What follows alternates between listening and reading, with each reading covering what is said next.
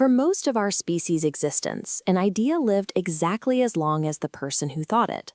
Every observation, every survival tactic, every story was bound to a single physical body.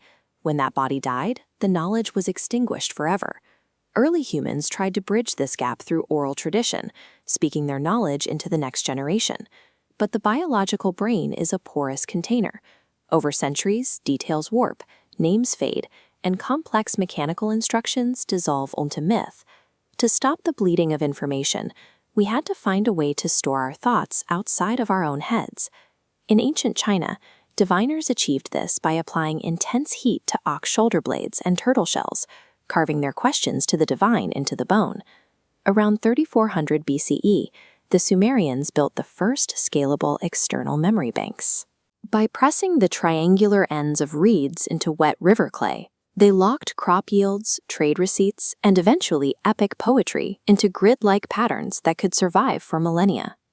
Humanity built writing as a survival technology, a mechanical workaround for mortality that allowed a civilization to accumulate wisdom faster than the passage of time could erase it. As early settlements swelled into massive city-states, the spoken word became dangerously inadequate. A society of thousands cannot function if the rules of trade and justice exist only in the shifting memories of its rulers. In 1754 BCE, the Babylonians solved this by literalizing the law in stone. King Hammurabi carved 282 specific legal codes into a 4-meter-tall diorite pillar. Justice was no longer an invisible moving target, it was an immovable physical object anchoring the center of the empire.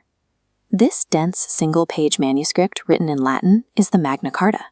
Issued in 1215, it applied the concept of permanent externalized memory to the absolute power of the English monarchy.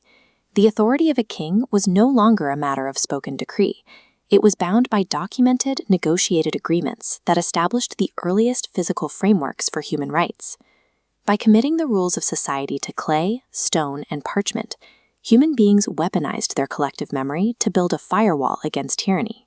Having used writing to establish order on Earth, ancient civilizations immediately deployed the same technology to map the invisible world.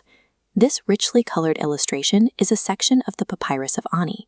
Created over 3,000 years ago, it is a personalized survival manual buried with a royal scribe to guide him through the weighing of the heart ceremony and the trials of the underworld.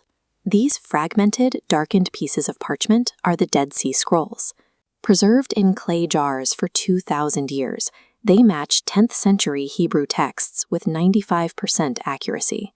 The scribes maintained a near-perfect mathematical precision to ensure their theology remained intact across hundreds of generations.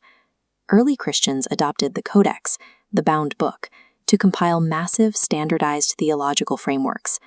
Unlike a scroll, a codex allowed a reader to quickly cross-reference pages, making it an incredibly efficient tool for aligning beliefs across a vast network of early churches. Because animal parchment was difficult to produce, scribes frequently scraped away older texts to reuse the material, creating a palimpsest. In the Sanaa Qumran, modern imaging has revealed an entirely different, older arrangement of the text, hiding just beneath the standard Arabic script. These religious manuscripts exhibit as the physical manifestation of humanity's yearning for eternal life and connection to the divine. Eventually, the intense labor devoted to copying sacred texts bled into secular domains. The preservation of mathematics, medicine, and philosophy became just as critical to the survival of empires. Complex geometries and early calculus survived the collapse of antiquity only because they were hidden. In the Archimedes palimpsest, foundational theorems of physics outlasted the Middle Ages, despite being scrubbed out and overwritten with prayers by a 13th century monk. But hand-copying manuscripts one by one was a severe bottleneck for human progress. The solution was woodblock printing, carving entire pages of text and illustrations in reverse to stamp them onto paper endlessly. This document is the Diamond Sutra. Printed in China in 868 CE, it is the world's oldest surviving complete printed book. A colophon at the end explicitly states it was created for universal free distribution. By mass-producing ink on paper, knowledge was no longer a luxury hoarded by the elite. The ability to identically replicate complex ideas accelerated human innovation and permanently democratized the way we think. The fact that any of these documents exist today is a statistical anomaly.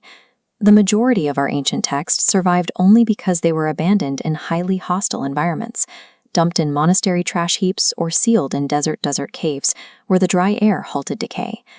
Their survival relied on total geographic isolation.